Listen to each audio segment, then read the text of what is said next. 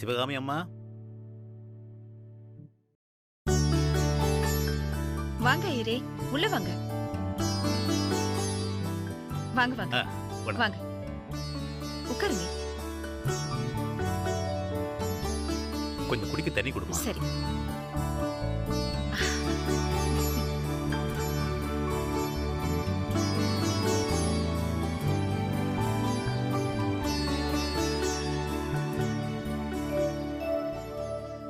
மகாலட்சுமி மாதிரி இருக்குமா.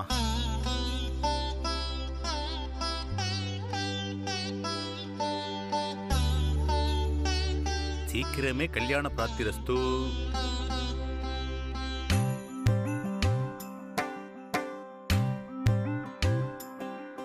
உங்க அண்ணங்கிட்ட பேசி அவரோட பையனுக்கும் உன்னோட பொண்ணுக்கும் கல்யாணத்துக்கு முகூர்த்தத்தை குறிக்க வேண்டியதானம்மா.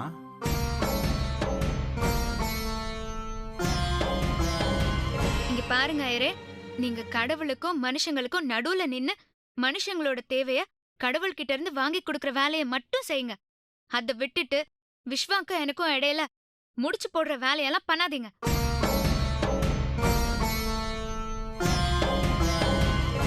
இதெல்லாம் உங்களுக்கு தேவையில்லாதது. நீங்க எந்த வேலையா வந்தீங்களோ அந்த வேலைய பாத்தீங்களா போனீங்களான்னு இருங்க. இந்த வேலையெல்லாம் எதுக்கு உங்களுக்கு?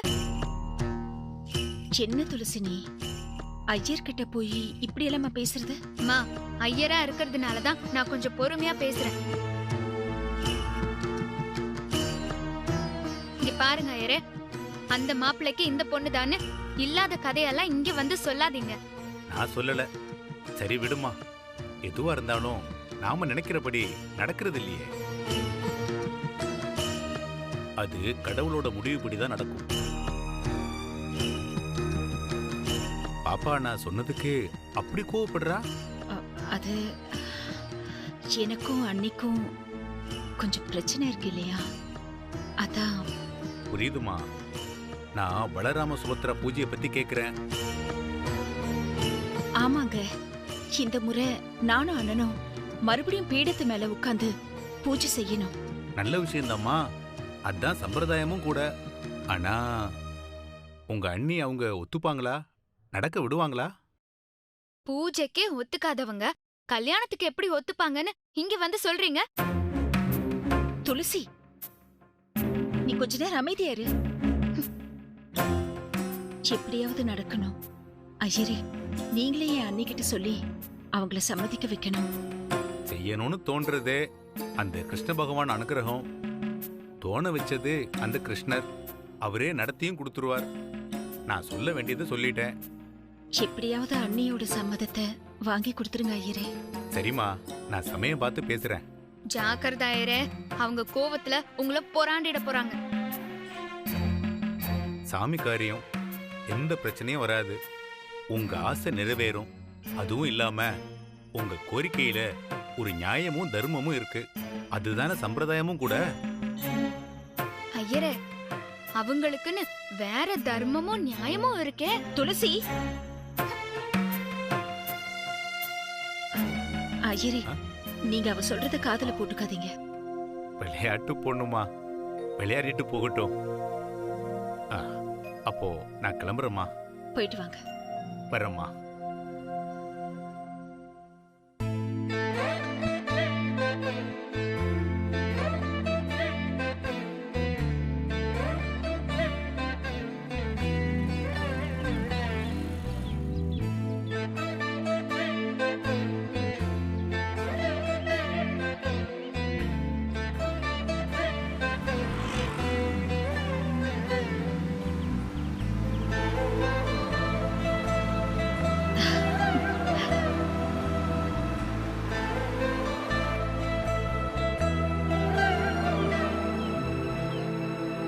சுரேஷ், வண்டி கொஞ்சம் ஓரமாக நிறுத்துங்க.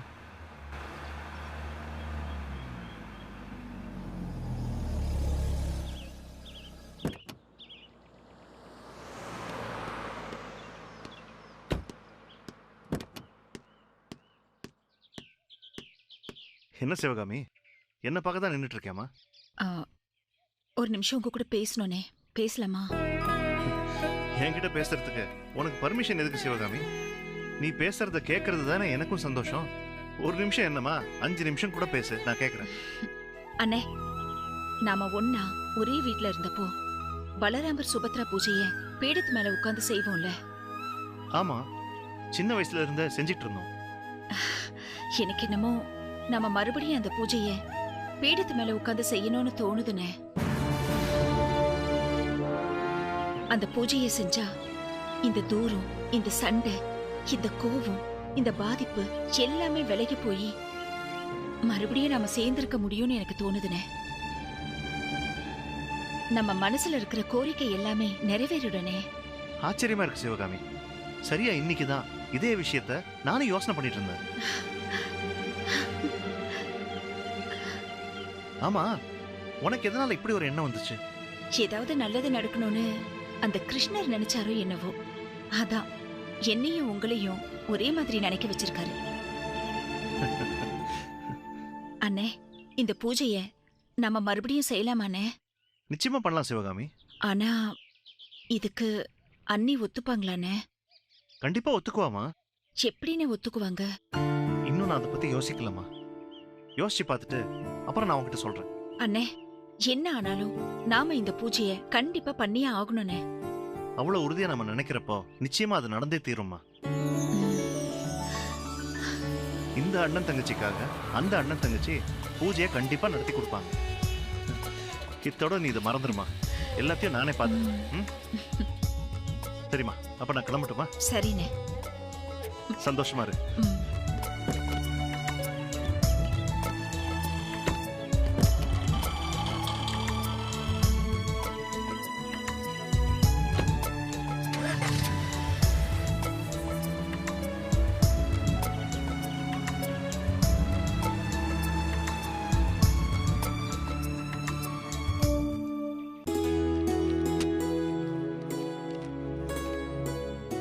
சொல்லுங்கம்மா.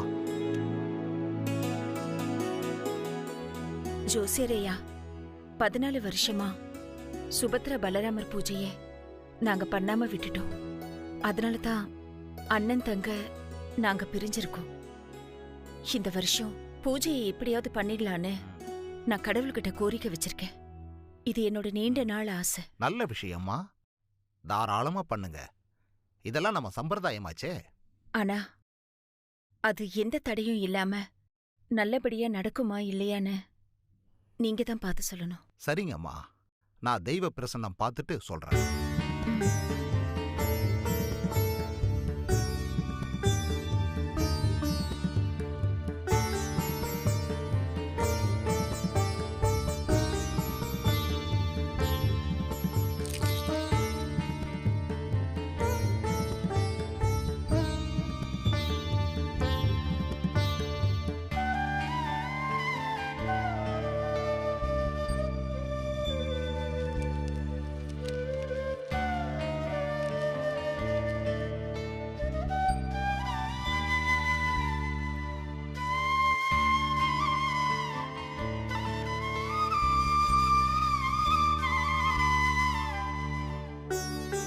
ஜோசியரையா, பிரசன்னம் என்ன சொல்லுது? இந்த வருஷம் நீங்க ஆசைப்பட்டபடியே சுபத்ரா பலராமர் பூஜை கண்டிப்பா நடக்குமா.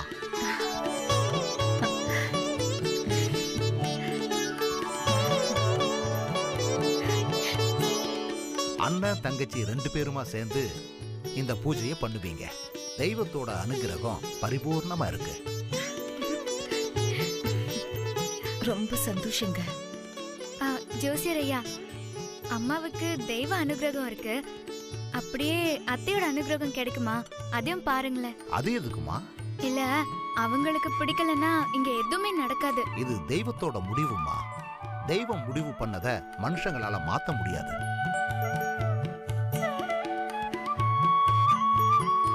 உங்க வேண்டுதல்ல நியாயம் இருக்கு, தர்மம் இருக்கு. அதனால எந்த தடையும் வராதுமா. ஜோசியர் ஐயா, ஒருவேளை அத்தையால இடைஞ்சல் வந்தா என்ன பண்றது? அதுக்கு ஏதாவது பரிகாரம் இருந்தா சொல்லுங்க. இங்க பாருமா, கடவுளுக்கு மிஞ்சினவங்க யாருமே இல்ல. பகவான் பூஜையை ஏத்துக்க முடிவு பண்ணிட்டார்னா அதை அந்த கிருஷ்ணரே எப்படியாவது நடத்தி வைப்பாருமா. உங்களோட விருப்பம் கண்டிப்பா நிறைவேறும்மா. சுபத்ரா பலராமர் பூஜை கடவுள் அனுகிரகத்தோட கண்டிப்பா நடக்கும், சந்தேகமே வேண்டாம். ரொம்ப சந்தோஷங்க. அது மட்டும் நடந்துட்டா போதும்.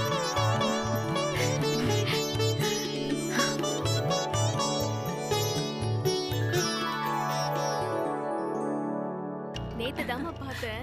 அப்படியா? நல்லா இருந்ததுமா. நீங்களும் ஒரு வாட்டி பாருங்க, சூப்பரா இருக்கும்.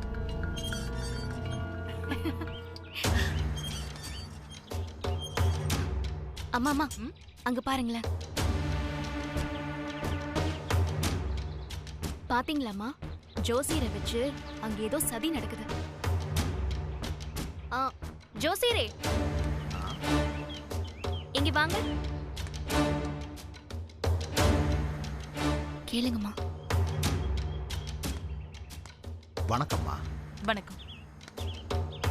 என்ன விஷயம் ஜோசியரே? மகாராணி அவளோட பொண்ணுக்கு வரன் ஏதாவது பாக்குறாளா? இல்லம்மா. உங்களை மாப்பிள்ள பார்க்க சொல்றாளா? அப்படியெல்லாம் இல்லம்மா. வரன் பார்க்கறதுக்கு இப்ப என்ன அவசரம்? துளசி சின்ன பொண்ணாச்சே. அது சின்ன பொண்ணா?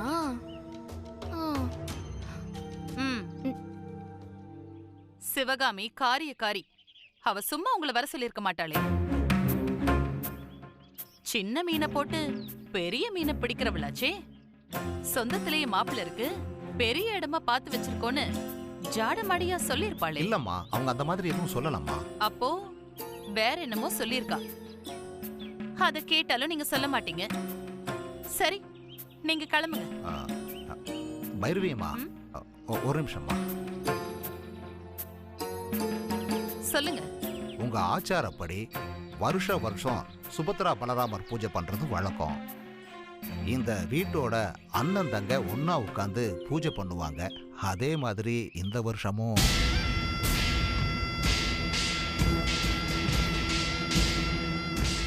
அத அப்ப பண்ணோம், இப்ப பண்றதில்ல. தடப்பட்ட பூஜையை நீங்க திரும்பவும் செய்யலாமே.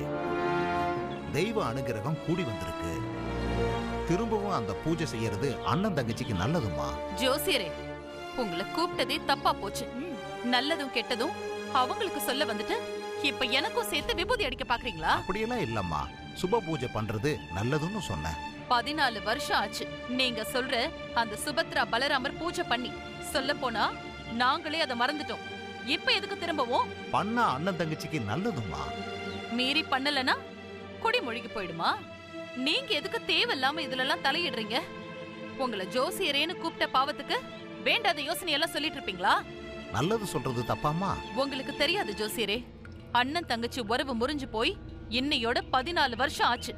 பூஜைங்கிற பேர்ல அத திரும்பவும் ஒட்ட வைக்க முயற்சி பண்ணாதீங்க.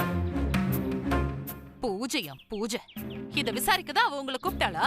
ஆமாம்மா, இது விஷயமா பேசத்தான் வந்த. தடப்பட்ட பூஜை நடக்குமான்னு கேட்டாங்க. ஸ்ரீராமர் சீதாதேவி வனவாசம் போன மாதிரி 14 வருஷம் பிரிவினை ஆயிடுச்சு. இப்ப அந்த தடை நீங்கிடுச்சு. கிரக நிலை நல்லா இருக்கிறதால அண்ணன் தங்கச்சி ஒன்னு சேரவும் பூஜை பண்ணவும் நேரம் கூடி வந்திருக்குதுன்னு சொன்னேன். இங்க எதுவும் கூடி வரல. அப்படி எதுவும் நடக்கவும் நடக்காது.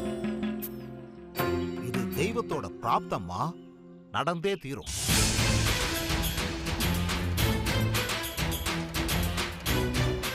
என்ன மீறி நடக்குமா?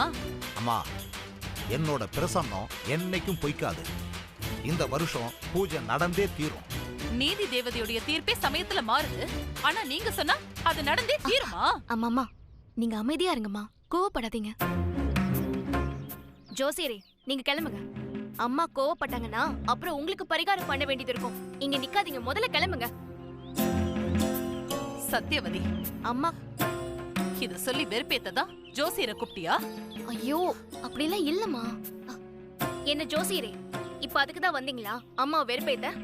இல்லம்மா, இங்க பாருங்க, அவங்க சொன்னாங்க இவங்க சொன்னாங்கன்னு அருந்து போன உறவுக்கு புதுசா பாலம் கட்ட முயற்சி பண்ணாதீங்க.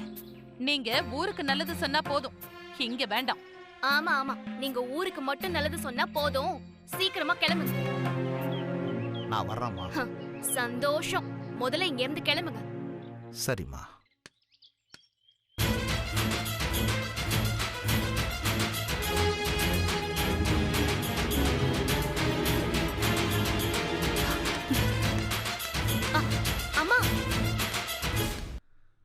வணக்கம் மேடம். பைரவி, வாமா. என்ன விஷயமா? ஏதாவது முக்கியமான வேலையா? உன்கிட்ட சொல்லியே ஆகணுமா? இங்க எல்லாமே நீதானா? அது சொன்னாதான் நான் கமிஷனரை பார்க்க முடியுமா? அது இல்லம்மா. என்னது அம்மா பொம்மான்னு? நான் கமிஷனரோட வைஃப். அவரை பார்க்க இங்க யார்கிட்டயும் பெர்மிஷன் வாங்கணுங்கிற அவசியம் எனக்கு இல்ல. ச்சே.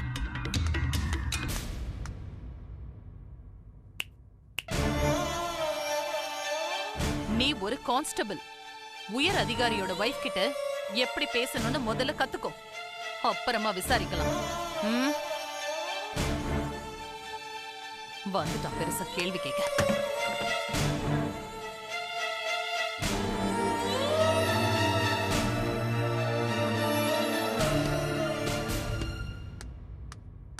Commissioner sir,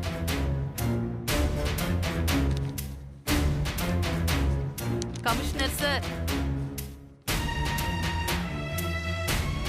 commissioner sir. என்ன பைரவி, என்ன விஷயம்? எதுக்கு இப்ப டேபிள போட்டு உடைக்கிற? என்ன மாதிரி ஆபீஸ் இது? நான் எதுக்கு வந்திருக்கேன்னு யார் கேட்கணுமோ அவர் கேட்க மாட்டேங்கிறாரு. யார் கேட்க கூடாதோ அவங்க கேக்குறாங்க. இப்ப யார் என்ன கேட்டாங்க? அத விடுங்க, இப்ப நீங்க கேளுங்க. என்ன கேட்கணும்? நான் எதுக்கு வந்தேன்னு கேளுங்க. என்ன பைரவி, அதான் அப்ப கேட்டேனே. சரி, என்ன விஷயமா வந்திருக்க சொல்லு. ஏட்டு வேலை பார்க்கலான்னு வந்தேன். ஏட்டு வேலை எதுக்கு? என்னோட வேலையே பார்க்கலாமே நீ. இதுக்கு என்னங்க அர்த்தம்? போலீஸ் வேலை பாக்குற அளவுக்கு உனக்கு திறமை இல்லைன்னு கேலி பண்றீங்களா? சேச்சே, கேலி பண்ணலமா. உனக்கு இருக்கிற திறமைக்கு இதை விட பெரிய வேலையே பார்க்கலாமே. உனக்கு அந்த அளவுக்கு பவர் இருக்குன்னு உன்னை பாராட்டி தானே பேசுனேன். உனக்கு ஓகேன்னா சொல்லு, இங்கே ஒரு வேலைக்கு ஏற்பாடு பண்றேன். எனக்கு எந்த வேலையும் வேணாம். நீங்க எக்ஸ்ட்ரா டியூட்டி பார்க்காம இருந்தா எனக்கு அதுவே போதும். Extra duty? நீங்க பார்த்ததே இல்லையா? உங்ககிட்ட யாராவது ஏதாவது கேட்டா பெருந்தன்மையா நீங்களும் அவங்களுக்கு கண்டபடி சலுகை கொடுத்துட்டு இப்ப அவங்க என்னையே கேள்வி கேட்கிற மாதிரி வச்சிருக்கீங்க. பைரவி, சுத்தி வளைச்சு பேசாம நேர விஷயத்துக்கே வா. அதுக்கு தானே வந்திருக்கேன். விட்டு போன சுபத்ரா பலராமர் பூஜைக்கு உங்க அருமை தங்கச்சி ஏற்பாடு பண்ணிட்டு இருக்காளாம். உங்க தங்கச்சி அங்க ஏற்பாடு பண்ணா இந்த அருமை அண்ணன் சம்மதம் சொல்லி இந்த வருஷம் சுபத்ரா பலராமர் பூஜைய விமர்சையா நடத்த போறதா எனக்கும் தகவல் வந்துச்சு. யார் சொன்னாங்க? இந்த வருஷ பூஜை அமோகமா நடக்கும், அதுக்கு நேரம் கூடி வந்துருச்சுன்னு அவளுக்கு யார் சொன்னாங்களோ அதே ஜோசியர் தான் எனக்கும் சொன்னாரு. சரி, அவ ஏதோ ஆசைப்பட்டு ஏற்பாடு பண்ணிருக்கா, அதுக்கு நான் என்ன செய்யறது? அதுவும் இல்லாம அது ஒரு சம்பிரதாயம், வழக்கமா பண்றது தானே. என்ன பெரிய வழக்கம்? வழக்கமா வழக்கம். இந்த பூஜை புனஸ்காரம் சம்பிரதாயம் சாஸ்திரம்னு அவ சொல்ற ஆட்டத்துக்கெல்லாம் நீங்களும் ஆட போறீங்களா? எப்ப சொத்துல பங்கு கேட்டு பிரிச்சுட்டு போனாலோ அப்பவே உறவு அருந்து போச்சு. திரும்பவும் என்ன சம்பிரதாயம் வாழுது? அதுக்காக பூஜை பண்றது தப்பு, அத வேண்டான்னு சொல்லுவியா? அது தெய்வ காரியமாச்சே, வேண்டான்னு நான் எப்படி சொல்லுவேன்? அது நடக்கணும், ஆனா நமக்குள்ள நடக்கணும். ஹே பைரவி, அது அண்ணன் தங்கச்சி சேர்ந்து பண்றது. அறிவு கொழுந்து. இந்த விஷயம் தெரியாம தான் உங்களோட இத்தனை வருஷம் குடும்பம் நடத்துறேனா? பாசக்கார அண்ணன், வேஷம் போடுற தங்கச்சி. நல்லா இருக்குங்க. சுபத்ரா பலராமர் பூஜை நடந்தா அவளுக்கு சந்தோஷம், அத பாக்குற உங்களுக்கு சந்தோஷம். ஆனா அதுல எனக்கு என்ன சந்தோஷம்? இந்த அண்ணன் தங்கச்சி பாசத்தை எல்லாம் ஒதுக்கி வச்சுட்டு இந்த வருஷம் இந்த பூஜைய நாம மட்டும் தனியா பண்ணா போதும். அவ ஏதோ ஆசைப்பட்டு செய்யணும்னு நினைக்கிறா, அதையே வேண்டாங்கிற. இத பாருங்க, அவ மனசுல என்ன வச்சுக்கிட்டு இத பண்ண நினைக்கிறான்னு எனக்கு நல்லாவே தெரிஞ்சதுனாலதான் நான் இத வேண்டான்னு சொல்றேன். அவ மட்டும் நல்லா இருக்கணும், அதுக்காக ஒரு பூஜை, அதுக்கு நீங்களும் உடந்தையா? இத பாருங்க, அவளே கூப்பிட்டாலும் நீங்க அதுல கலந்துக்க கூடாது, அது நமக்கு நல்லதில்ல. அத சொல்லிட்டு போகதான் நான் இங்க வந்தேன். தங்கச்சிக்கு நல்லது செய்யறதா நினைச்சு எனக்கு தெரியாம நீங்க அவளுக்கு சாதகமா ஏதாச்சும் நடந்துகிட்டீங்க, அப்புறம் நமக்குள்ள வேற மாதிரி ஆயிடும். உங்களுக்கும் எனக்கும் எது நல்லதோ அத மட்டும் பண்ணுங்க, அது போதும்.